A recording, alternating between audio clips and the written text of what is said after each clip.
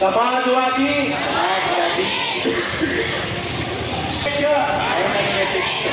लोकशाही गणराज्य घडविण्याचा व त्याच्या सर्व नागरिकांस सामाजिक आर्थिक व राजनैतिक न्याय विचार अभिव्यक्ती विश्वास श्रद्धा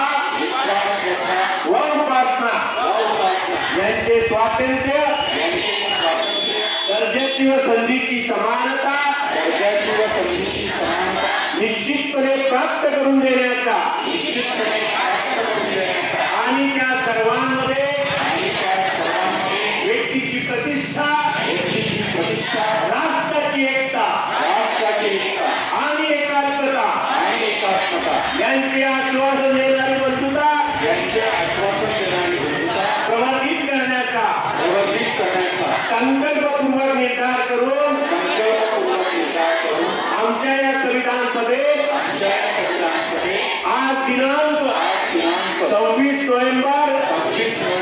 1949 रोजी याद्वारे हे संविधान अंगीकृत